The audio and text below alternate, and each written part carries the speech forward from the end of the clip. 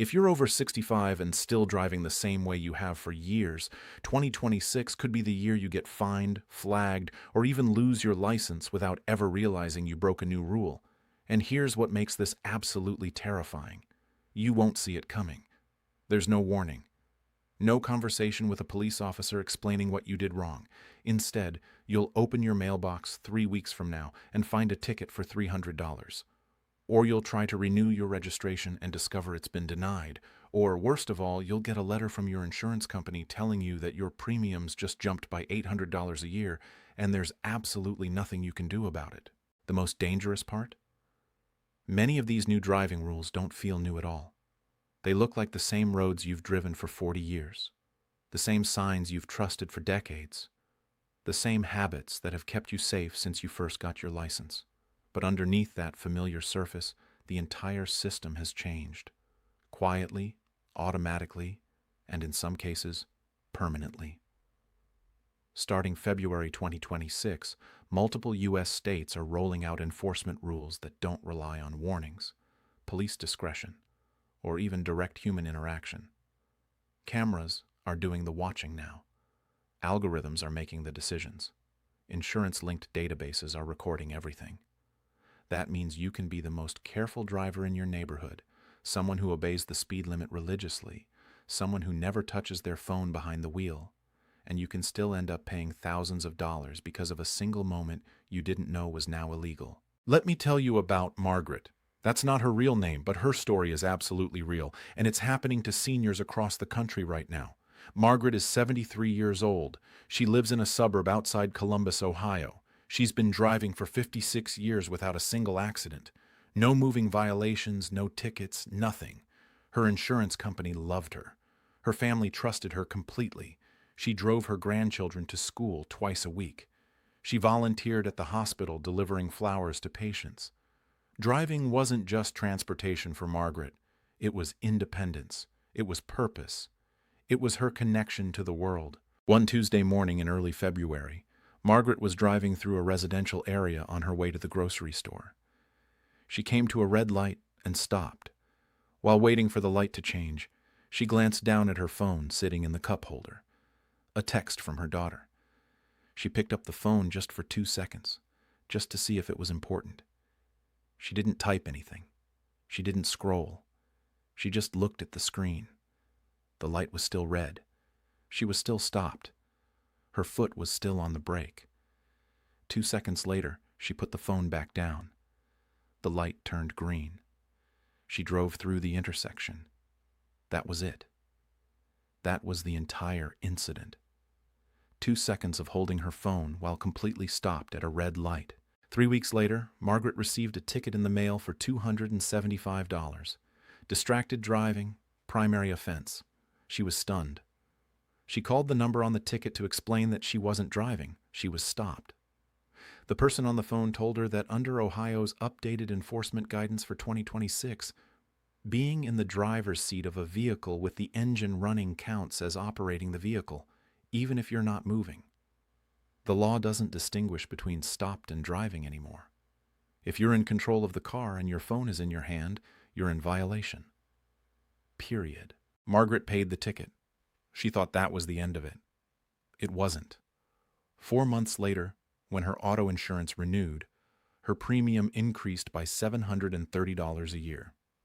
When she called to ask why, they told her that a distracted driving citation is now treated as high-risk behavior, similar to speeding or at-fault accidents. The increase would remain in effect for 3 years. That single 2-second glance at her phone while stopped at a red light ended up costing Margaret over $2,000. And she still doesn't understand what she did wrong, because for 56 years, stopping at a red light meant you weren't driving. In 2026, that assumption is no longer true. This isn't about panic. It's about awareness. Because the drivers getting hit the hardest right now aren't reckless teenagers. They're experienced drivers like Margaret who assumed the rules hadn't changed, who trusted their decades of safe driving, who believed that if something were truly serious, they'd be notified clearly. But in 2026, notification often comes after the damage is done. A ticket in the mail, a registration renewal suddenly denied, an insurance bill that quietly jumps 25%. For seniors living on fixed incomes, these aren't minor inconveniences. They're budget-breaking surprises that can force impossible choices between medication and car insurance, between groceries and traffic fines. Here's what makes 2026 different from every year before it. In the past, when driving laws changed, you usually heard about it. There were news stories, warning periods, grace phases where officers would give verbal warnings instead of tickets. Police had discretion. You could explain your situation. You could show you didn't know. You might get a break. In 2026, the shift isn't really about new laws. Most of these rules technically existed before. What's changed is enforcement. The rules you think you understand are now being interpreted more aggressively, enforced more precisely, and punished more expensively than ever before. And for seniors, that matters more than for any other age group, because the consequences ripple further into insurance rates, license renewals, medical reviews, and even identity verification requirements. Across the country, states are under enormous pressure to improve road safety, recover infrastructure funding, and reduce liability exposure. Their solution has been automation. Automated enforcement doesn't care how long you've been driving. It doesn't care about your spotless 40-year record. It doesn't issue warnings. It doesn't explain itself. It doesn't give you a chance to promise you'll never do it again. It simply records what happened, reports the violation, and forwards the information directly to your insurance company or DMV file. And once that happens, fixing the mistake is no longer simple. In many cases, it's no longer possible. What's worse is that some of the most impactful changes are not happening nationwide. They're happening state by state, county by county, sometimes even city by city. What's perfectly legal where you live may trigger an automatic citation the moment you cross into the next county or drive through a different state. This is where experienced drivers get caught. They rely on what's always been true. They rely on decades of muscle memory and habit. They rely on the assumption that good intentions and a clean record will protect them. But experience no longer protects you when enforcement is automated. The system doesn't care that you've driven safely for 4 decades. It only cares about what the camera recorded in that specific moment. That sensor reading. Hi, I'm Michael, and over the last several weeks I've been digging through official DMV updates, state transportation notices, insurance industry bulletins, and legislative rollouts to understand what's really changing on U.S. roads in 2026. More importantly, I've been trying to understand how those changes affect everyday drivers, especially seniors, who depend on driving for independence, medical appointments, family connections, and basic quality of life. I'm not here to scare you or overwhelm you with legal jargon. I'm here to translate what the system is doing right now in plain language so you can protect your license, your finances, and your freedom to drive. Because in 2026, the biggest risk isn't reckless driving. The biggest risk is driving the way you always have, assuming the rules still work the same way they did when you first learned to drive. That assumption is costing people like Margaret thousands of dollars. And it's costing some seniors something even more valuable than money: their ability to drive at all. Let's start with the enforcement change that is spreading faster than almost anything else nationwide, and it's already catching tens of thousands of drivers off guard. Distracted driving is no longer being treated as a secondary issue or a minor infraction. For years, many states followed what was called secondary enforcement. That meant an officer couldn't pull you over just for holding your phone. They needed another reason first. Maybe you were speeding. Maybe you rolled through a stop sign. Maybe you had a broken tail light. The phone violation could be added on top of that primary reason, but it couldn't be the sole justification for the stop. That layer of protection is disappearing across the country. As 2026 rolls in, more than a dozen additional states have officially moved to primary enforcement for distracted driving. And even states that already had hands-free laws on the books are now enforcing them far more aggressively than they did just 12 months ago. What that means in real practical terms is simple and deeply uncomfortable. If an officer sees a phone in your hand, or even sees the glow of a screen on your lap at night, that alone is now enough to justify a complete traffic stop. No speeding required, no swerving, no other violation. Just the phone. And in several states, enforcement guidance has dramatically expanded what legally counts as use of a mobile device. It's no longer just texting while driving down the highway. The definition now includes holding your phone to check directions, even if you're using a navigation app, scrolling through a music playlist while stopped at a red light, tapping a screen to dismiss a notification while traffic is paused at a construction zone, even holding your phone up to your ear for a voice call without a hands-free device. All of that can now qualify as distracted driving under the updated definitions being actively enforced in 2026. This is where many experienced drivers, especially seniors, get tripped up in the worst way. For decades, for your entire driving life, stopping at a red light felt like a safe pause. You weren't moving, so you weren't really driving. You were just waiting. So if you needed to adjust something, check something, glance at something, that felt perfectly reasonable. But the law no longer sees it that way. If you are sitting in the driver's seat, if the engine is running, if you are in control of the vehicle, you are considered to be actively operating that car, even if your foot is on the brake and the car is completely motionless. That single shift in interpretation has changed the entire legal landscape, and the penalties are no longer symbolic slaps on the wrist. We're not talking about a $50 fine that you grumble about and move on from. First-time distracted driving citations in many jurisdictions are now landing in the $200 to $500 range, and that's before court fees, before administrative surcharges, before any of the add-ons that states love to pile on.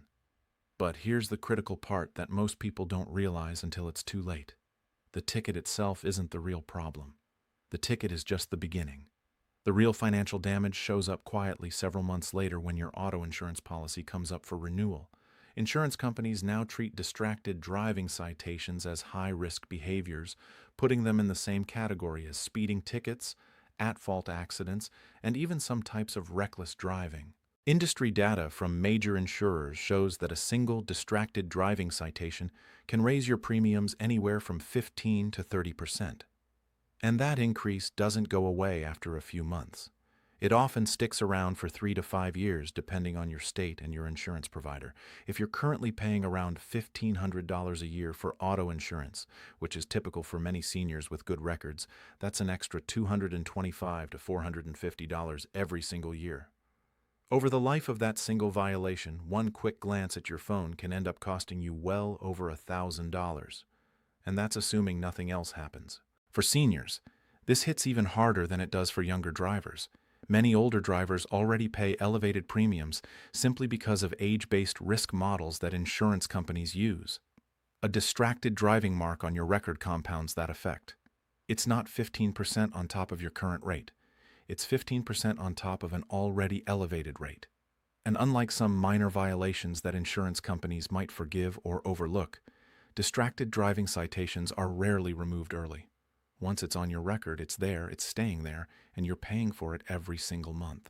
What's especially frustrating, what makes people like Margaret feel cheated and confused, is that many of these violations are completely preventable with very small, very inexpensive changes to your driving routine. If your car doesn't have built-in Bluetooth connectivity or voice control features, this is the year to stop improvising and stop relying on holding your phone. A simple dashboard mount or vent clip that keeps your phone visible but out of your hands costs less than $20.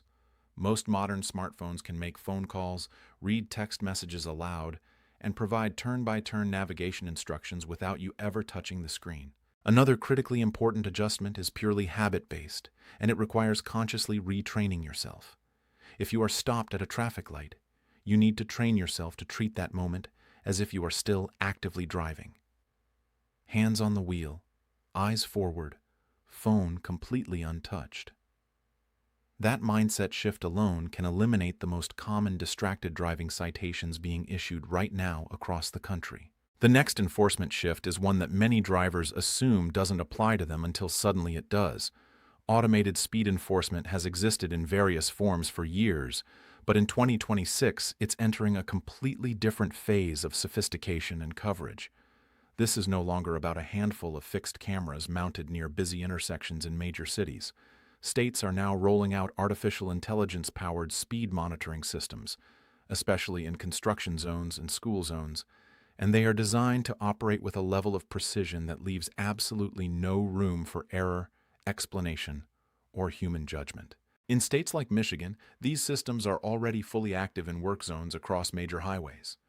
The cameras are paired with radar sensors and advanced timing software that measures your exact speed the moment you enter the monitored zone and tracks it continuously as you pass through. If workers are present, even a single worker standing behind a concrete barrier, and you exceed the posted speed limit by even a small margin, even by 5 miles per hour, the system automatically records your vehicle, captures your speed, photographs your license plate, and generates a citation. There is no officer making a judgment call about whether to pull you over. There is no warning wave. There is no opportunity to slow down when you see the patrol car. The citation simply arrives later, quietly by mail, days or weeks after you've completely forgotten about that stretch of highway.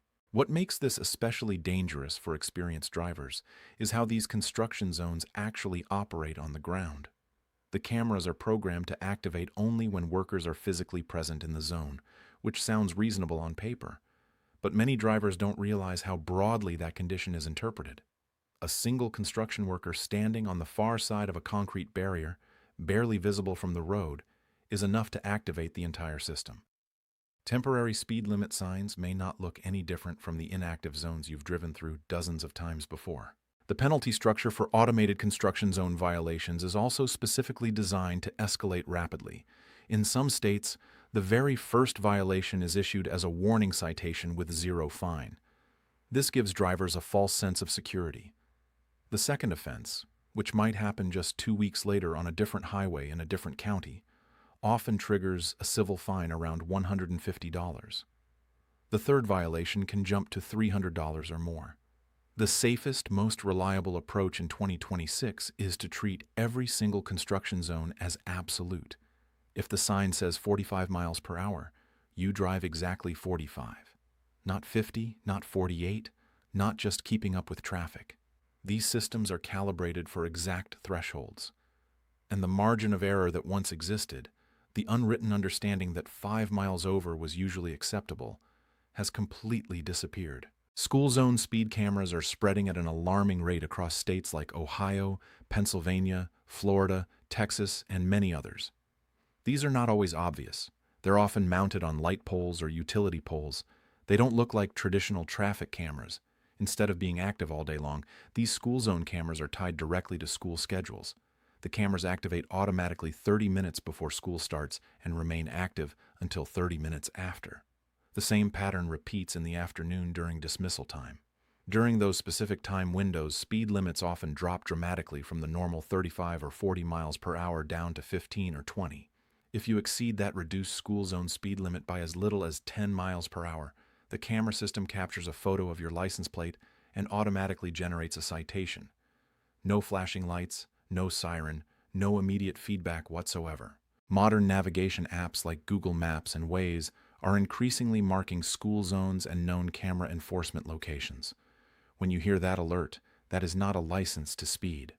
It's a critical reminder to immediately heighten your awareness. Scan for signage. Check your current speed. Prepare to slow down.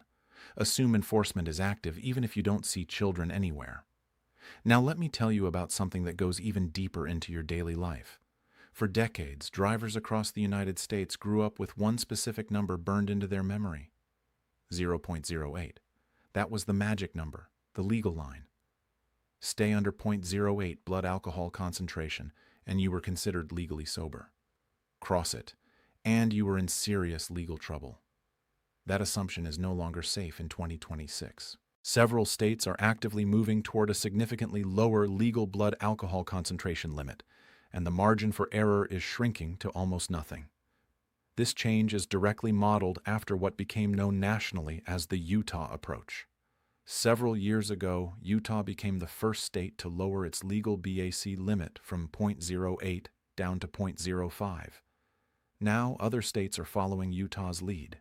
Here's why this matters so profoundly, especially for older drivers. A blood alcohol concentration of 0.05 doesn't feel drunk to most people.